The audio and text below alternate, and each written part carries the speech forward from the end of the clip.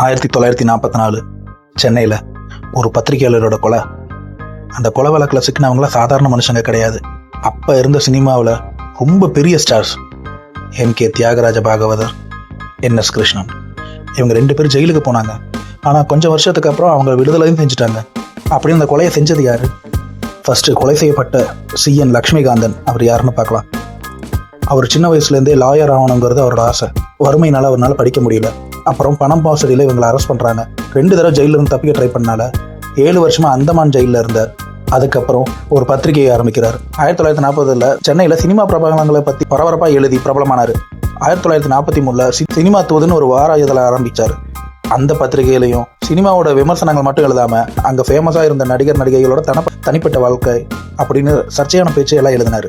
அவரோட எழுத்து எப்போ நேர்மையாகவும் கடுமையாகவும் இருந்துச்சு. அதனால சினிமா ஃபீல்டில் இருந்த நிறைய பேருக்கு அதிருப்தி கொடுத்துச்சு. குறிப்பாக அன்னைக்கு மிகப்பெரிய நட்சத்திரங்களாக இருந்த எம்.கே. தியாகராஜ பாகவதர், அப்புறம் என்.எஸ். கிருஷ்ணன், இந்த மாதிரி அவங்கள பற்றி பத்திரிகையில் ரொம்ப பேச்சு எழுதினார். அவங்கள பற்றி நிறைய செய்திகளை எழுதினார். அதுக்கப்புறம் அந்த சினிமா தூதுங்கிற பத்திரிகையை ஸ்டாப் பண்ணிட்டாங்க. ஆனால் லக்ஷ்மிகாந்தன் சும்மா இல்லை, ஹிந்து நேசன் இன்னொரு பத்திரிகையை தொடங்கினார். அதுலேயும் சினிமாவில் இருக்கிறவங்களோட பர்சனல் லைஃப் அதெல்லாம் பற்றி ரொம்ப பரபரப்பாக எழுதினார். அதனால சினிமா உலகத்தில் இவருக்கு ரொம்ப எதிரிகள் ஆனாங்க. ஆனால் இதனால அவருக்கு பின்னாடி உண்மை என்ன நடந்தது, யார் அவங்களை எதிர்த்தாங்க, அவங்க எந்த அளவுக்கு எதிர்த்தாங்க, இந்த கேள்விக்கான பதிலுக்கு எல்லாத்துக்கும் தான் 1944 நடந்த அதிர்ச்சியான கொலை. 1940 தமிழ் சினிமா ரொம்ப ஒரு பெரிய சேஞ்சை பார்த்துட்டு இருந்த காலம் அது. அந்த காலகட்டத்தில் ரசிகர்கள் எல்லாம் ரொம்ப கொண்டாடினாங்க ஒரு 2 பெரிய நட்சத்திரங்களை, எம்.கே. தியாகராஜ பாகவதர், அப்புறம் என்.எஸ். கிருஷ்ணன். எம்.கே. தியாகராஜ பாகவதர் எம்கேடின்னு கூப்பிடுவாங்க. அவர் தங்கத்தட்டிலலாம் சாப்பிடுவார் அப்படின்னு பெருமையாக சொல்லுவாங்க. அவரோட படம் எல்லாமே பெரிய பிளாக் பஸ்டர் ஆச்சு. அதே மாதிரி என்.எஸ். கிருஷ்ணன் கலைவாணர் அப்படின்னு சொல்லுவாங்க. காமெடி நடிகரா, சிங்கரா, சிந்தனையாளரா, சமூக கருத்து எல்லாத்தையும் அவரோட காமெடியில் சொல்கிறதுல ரொம்ப ஹையாக இருந்தார். இப்படி தமிழ் சினிமாவில் இருந்த 2 மிகப்பெரிய நட்சத்திரங்களை அவங்கள பற்றியும் அவங்களோட தனிப்பட்ட வாழ்க்கையை பற்றியும் லக்ஷ்மிகாந்த் பத்திரிகையில் பரபரப்பாக எழுதினார்.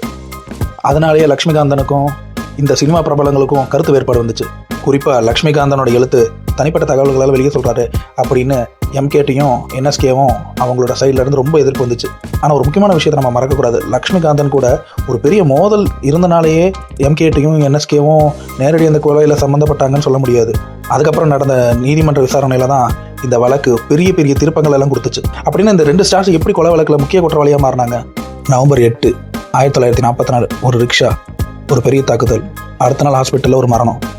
இந்த ஒரு சம்பவம் தான் தமிழ்நாட்டோட சினிமா ஹிஸ்ட்ரியவே புரட்டி போட்டுச்சு. ஆனால் ஒரு முக்கியமான விஷயத்தை நம்ம பார்க்கணும். என்னன்னா, லக்ஷ்மிகாந்த் மேலே நடந்த தாக்குதல் நவம்பர் மாதம் ஃபஸ்ட்டு கிடையாது. அதுக்கு முன்னாடியே அக்டோபர் மாதம் 19ஆம் தேதி தான் ஃபஸ்ட்டு தாக்குதல் நடந்திருக்குது. அதாவது இவரோட கழுத்தில் கத்தி குத்து வாங்கியிருக்காரு. அப்போ லக்ஷ்மிகாந்தன் வடிவேலுங்கிற அப்படிங்கிறவர் தான் இந்த கத்தியில் குத்திருக்காரு அப்படின்னு சொல்லிட்டு போலீஸில் கம்ப்ளைண்ட் கொடுத்துருக்காரு. அது இல்லாமல் அவ்வளோ பெரிய இன்வெஸ்டிகேஷனும் நடக்கலை. அந்த காயத்தினால இவரோட உயிருக்கு எந்த பிரச்சனையும் இல்லை.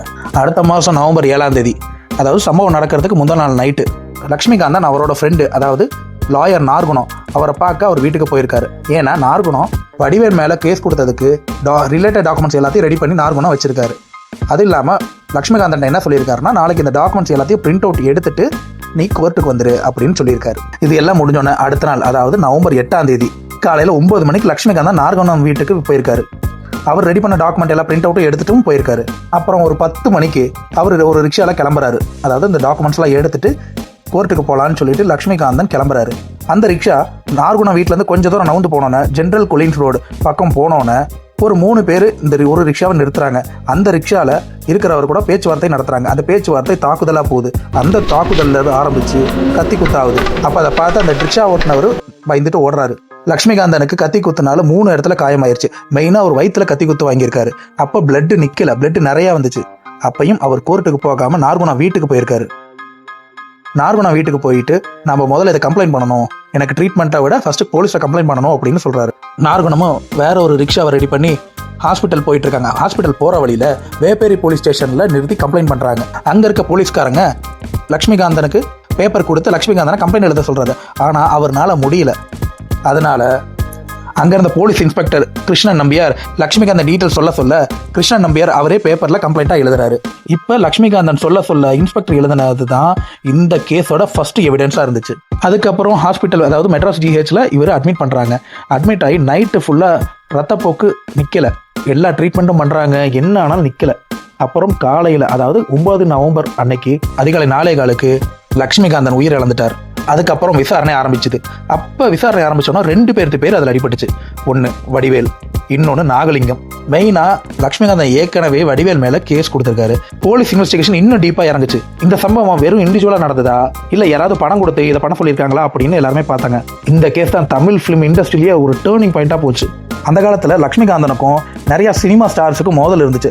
அவரோட பேப்பரில் ஃபிலிம் இண்டஸ்ட்ரியில் இருக்கிறவங்கள பற்றியும் அவங்களோட பர்சனலை பற்றியும் ரொம்ப எழுதினார். ஆனால் மெயினாக அதில் ரொம்ப அஃபெக்ட் ஆனவங்க 3 பேர்: MKT, NSK and SM Sriramulu Naidu. Investigation இன்னும் ரொம்ப ஸ்ட்ராங்காக போச்சு. டிசம்பர் 27 எம்கேடியையும் என்எஸ்கேவையும் அரெஸ்ட் பண்ணாங்க. அவங்களை அரெஸ்ட் பண்ணும்போது அவங்க தமிழ் இண்டஸ்ட்ரியிலேயே ரொம்ப பெரிய ஸ்டார்ஸாக இருந்தாங்க. மெயினாக எம்கேடி அந்த காலத்திலேயே இருந்த ஃபிலிம் இண்டஸ்ட்ரி ஸ்டார்ஸில் ரொம்ப பீக்காக இருந்தாங்க. இன்வெஸ்டிகேஷன் முடிஞ்சோடனே கேஸ் மெட்ராஸ் ஹைகோர்ட் செஷனுக்கு போச்சு. மார்ச் 13, 1945 அன்னைக்கு கேஸை செஷன்ஸ்க்கு மாற்றினாங்க. அதுக்கப்புறம் மே 3 ஜட்மெண்ட் வந்துச்சு.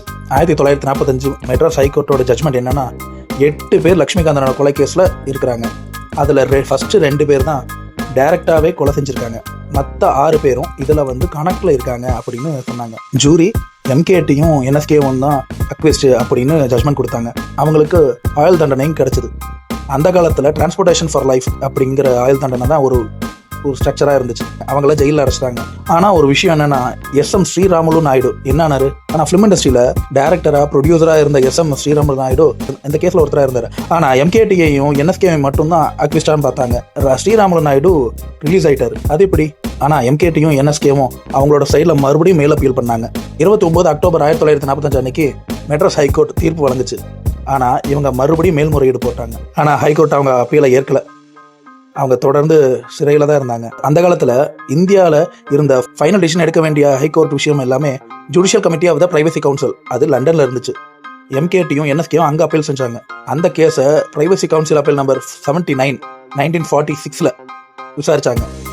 27 மார்ச் 1947 அன்னைக்கு பிரைவசி கவுன்சில் மறுபடியும் ஜட்மெண்ட் கொடுத்தாங்க. அதில் பிரைவசி கவுன்சில் மெட்ராஸ் ஹைகோர்ட்டில் கொடுத்த ஜூரி ஜட்மெண்ட்டில் ஏதோ ஒரு மிஸ்டேக் இருக்குது அப்படின்னு மறுபடியும் ரீஇன்வெஸ்டிகேட் பண்ண வச்சாங்க.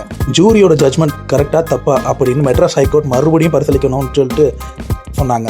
சும்மா அந்த ஜட்மெண்ட் எல்லாமே கரெக்டாக அப்படின்லாம் சொல்ல முடியாது, அதனால் மறுபடியும் நீங்கள் இன்வெஸ்டிகேஷன் ஸ்டார்ட் பண்ணணும் அப்படின்னு சொல்லிட்டாங்க.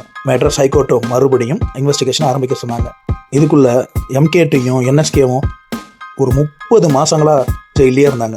அதாவது 1944 டிசம்பரில் அரெஸ்ட் பண்ணவங்க 1947 வரைக்கும் ஜெயிலில் இருந்தாங்க. இத்தனை நாட்கள், இத்தனை மாசமா ஜெயிலில் இருந்தனால அவங்களோட வாழ்க்கை டோட்டலாக மாறிச்சு. இந்த கட்டத்தில் எம்கேடி, என்எஸ்கே இவங்க 2 பேர் தரப்புல VL எத்திராஜ் அப்படிங்கிற ஒரு பெரிய ஃபேமஸான லாயர் இவங்களுக்காக வாதினார். 2 பேர்த்து சைட்லையும் லாயர்ஸ் பெரிய ஆர்குமெண்ட் போயிட்டு இருந்துச்சு. மறுசீலனை பண்ணும்போது எம்கேடி சைடும் என்எஸ்கே சைடும் மேலே இருந்த குற்றச்சாட்டு உறுதியாக நிரூபிக்கப்படலை அப்படின்னு சொல்லிட்டு கோர்ட் முடிவு பண்ணிட்டாங்க. அதனால் அவங்கள விடுதலை பண்ணிட்டாங்க. ஆனால் முக்கியமான ஒரு விஷயம் என்னென்னா, எம்கேடி மேலேயும் என்எஸ்கே மேலேயும் முதல்ல குற்றவாளி அப்படின்னு சொல்லி ஜட்மெண்ட் வந்துச்சு. அந்த கன்விக்ஷனுக்கு அப்புறம் மேல்முறையீடு பண்ணதுக்கப்புறம் என்எஸ்கேவும் எம்கேடியும் கொலையாளிகள் இல்லை அப்படின்னு நிரூபிக்கப்பட்டாங்க. அப்படின்னா உண்மையான கொலையாளி யாரு? இதுதான் இன்னைக்கும் இந்த கேஸோட ரொம்ப பெரிய மர்மமே. லக்ஷ்மிகாந்தனை உண்மையில யார் கொலை செஞ்சாங்க அப்படின்னு ஃபைனலாக தீர்மானிக்கப்படவே இல்லை. எம்கேடியும் என்எஸ்கேவும் தான் கொலை செஞ்சாங்க இல்லை கொலை செய்ய சொன்னாங்க அப்படின்னு எந்த டீட்டெயிலையும் எந்த இடத்துலையும் நிரூபிக்கப்படலை. எம்கேடி அரெஸ்ட் பண்ணும்போது தமிழ்நாடு ஃபிலிம் இண்டஸ்ட்ரியில உச்சத்தில் இருந்தார். அவர் நடித்த ஹரிதாஸ் படம் ரொம்ப பெரிய சக்ஸஸ் கொடுத்துச்சு. அவர் நிறைய படத்துக்கு கமிட்டி ஆகியிருந்தாரு. ஆனால் அவர் ஜெயிலில் போனதுனால அது எல்லாமே கைவிட்டு போயிருச்சு. அவர் 1947 விடுதலை ஆனதுக்கப்புறம் ஃபிலிம் இண்டஸ்ட்ரி எல்லாம் டோட்டலாகவே மாறிடுச்சு. பழைய புகழ் அவர்கிட்ட இருந்து எல்லாமே போயிருச்சு. இது அவரோட தனிப்பட்ட வாழ்க்கை, பொருளாதாரம் அப்படின்னு பெரிய பெரிய சேஞ்சஸ்லாம் கொண்டு வந்துச்சு. என்எஸ் கிருஷ்ணனுக்கும் இந்த கேஸ் அவரோட ஃபிலிம் இண்டஸ்ட்ரியில ரொம்ப டிஸ்டர்ப் ஆயிட்டாரு. இவர் கேஸ்லேருந்து வெளியே வந்ததுக்கு அப்புறமும் கொஞ்சம் படம் நடிச்சாரு. ஆனால் பழைய புகழ்ல இருந்து இறங்கிட்டாரு. இந்த கேஸ்ல இன்னும் மர்மமா இருக்கிறது என்னன்னா, உண்மையான கொலையாளி இல்லை கொலை பண்ண சொன்னது யாரு அப்படின்னு அதோட பின்னணியில என்ன இருக்கு அப்படின்னு தெளிவாக நிரூபிக்கப்படவே இல்லை. ஒரு பத்திரிகையாளரோட கொலை 2 பெரிய ஸ்டார்ஸோட வாழ்க்கையே மாறிச்சு. ஒரு வழக்கு லண்டன் வரைக்கும் போச்சு. ஆனா இத்தனை வருஷத்துக்கு அப்புறமும் ஒரு கேள்வி மட்டும்தான் இருந்துகிட்டே இருக்கு. அது என்னன்னா, லக்ஷ்மிகாந்தனை உண்மையா கொலை பண்ணது யாரு? இந்த கேஸ் உங்களை என்ன நினைக்க வைக்குது? உங்க கருத்தை கமெண்ட்ல சொல்லுங்க.